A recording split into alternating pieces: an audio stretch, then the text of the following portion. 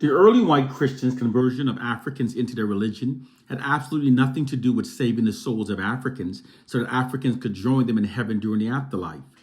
This is an irrefutable fact because the early white Christians literally believed that Africans had no souls and that heaven was for whites only. In fact, the early white Christians believed that the thought of an African entering the kingdom of heaven was as ridiculous as a dog doing so. This is an absolute fact. When we logically look at facts as they truly were, we can say with 100% certainty that the white enslavers' conversion of Africans into their religion had absolutely nothing to do with saving the souls of Africans. The true self-serving reason why they put their time and energy into teaching Christianity to a people they otherwise treated so brutally was to indoctrinate the belief of a white God into their subconscious mind. When the Africans were taught to believe that God is white, this produced a profound adoration towards whiteness within their minds. This subconsciously happens without many Africans even realizing it. This profound adoration of whiteness is then transferred and transposed onto the white race. This made the Africans feel subservient towards white people and therefore more compliant with white dominance over their lives. It made them into better slaves, and it made Africa easier to colonize. The effects of that brainwashing scheme, implemented hundreds of years ago, has been left uncorrected and unremoved, and is instead being reinforced through movies, television shows, and paintings, constantly depicting Jesus as being white, which implies that God, his father, is white. They've got our people so brainwashed that stating these facts now literally offends millions.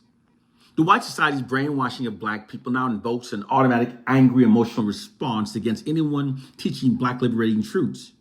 But nonetheless, I'm still going to plant these seeds of truths because we must never underestimate the power of planting seeds of truth within fertile minds.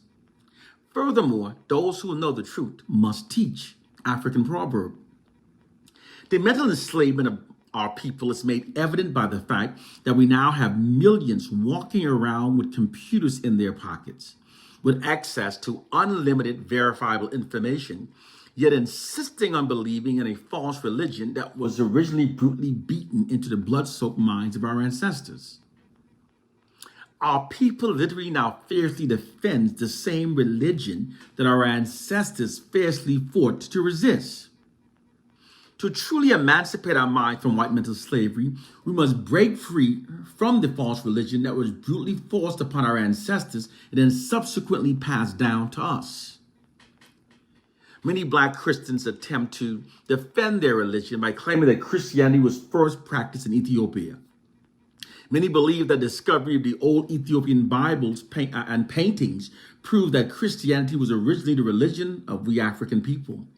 However, in reality, the Roman Emperor Constantine created the false Christian religion in the year 325 AD. Christianity did not become the official religion of Ethiopia until the reign of King Ezana in 341 AD. That's 16 years after the Romans created the false religion. So those old Bibles and Christian paintings proves nothing. Romans created the false religion.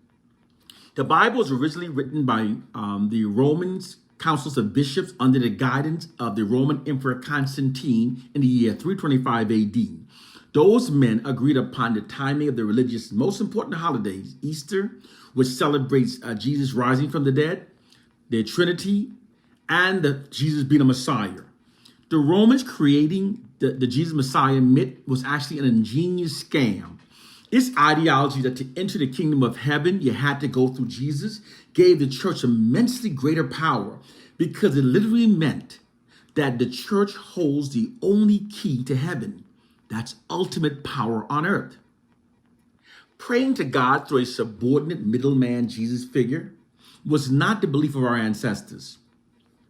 Ask yourself, why does an all-knowing God need a middleman to speak to him in your behalf? Doesn't he know you better than anyone else does?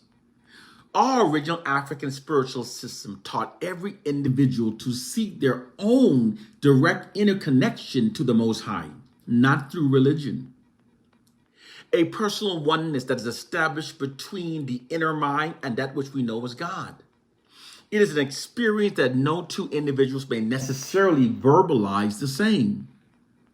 Some say that it speaks from above. Some say that it comes from within.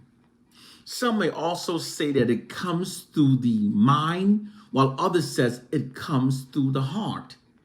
It doesn't matter how they express it because it is their own true experiences. It is their own individual experiences with oneness with the Most High. There is no returning Messiah. That myth has been used as a tool for centuries to keep us complacently waiting for nothing, for a fictional Messiah to come and rescue us. Furthermore, if the Bible truly contained the empowering words of God, it would have been kept as far away as possible from our ancestors, instead of having been brutally beaten and forced upon them as it in fact was. Moreover, the ungodly way of how the Bible was brutally beaten into the blood-soaked minds of our enslaved and colonized ancestors totally disqualifies it from being truly of God. Because an infallible God would not allow his words to be introduced to a people in such a brutally ungodly manner. Moreover, the Romans that wrote the Bible in 325 AD were a sexually depraved society that routinely engaged in massive orgies, pedophilias, incest, bestiality, and death sports. They continued these practices even after writing the Bible. Furthermore, the Roman Emperor Constantine, the person in charge of writing the Bible, he himself refused to convert into a Christian. Even upon his deathbed, he refused to do so. These noted facts, combined with the additional facts that the Bible was written by history's proven most ungodliest group of people, and that it strongly condones slavery, totally disqualifies it from being truly of God. There are so many holes within the ideology of Christianity that if it was a boat, you could never take it out to sea because it would immediately sink to the bottom of the ocean because there are so many holes within it. But our people have been brainwashed to ignore all of the holes within the religion. Many believe that Deuteronomy chapter 28 provides proof that we're the people of the Bible. That biblical chapter tells the story of a people that would be held in bondage for hundreds of years under the yoke of an evil people. Moreover, that when they reached the 400-year anniversary of that 400 years of bondage, that God would deliver them from it. However, the fact of the matter is that African Americans have now been in the U.S. for more than 400 years, 405 years to be exact, yet we are no closer to being liberated. This profound contradiction exists between the African American experience and that biblical scripture because the Bible is a work of fiction. The reason why there's rarely any resolve whenever a black person, a black conscious person, tries to teach these noted facts about the falsehood of Christianity to black Bible believers is because the conscious person presents documented facts, critical thinking, reasoning, and common sense. But black Bible believers have been taught to stand by blind faith, even when the abundance of evidence is to the contrary. This sounds very admirable, but it actually imprisons the mind. This abandonment of intelligent critical thinking skills in exchange for blind faith is why it can be very difficult to convince black Bible believers about the fallacies within their religion, even when presenting them with facts and historical evidences. Some will even label those of us who try to free their minds as being sent by the devil. They have been conditioned to abandon their critical thinking skills, their use of common sense, and to ignore all facts that are to the contrary of their embedded beliefs, their embedded religion. Therefore, their intelligence have been literally decreased by their religion. To try to teach the truth about Christianity to a people within this collective condition can be as challenging as trying to feed medicine to the dead. But nonetheless, those of us who know the truth must continue to teach. We must never underestimate the power of planting seeds of truth into fertile minds.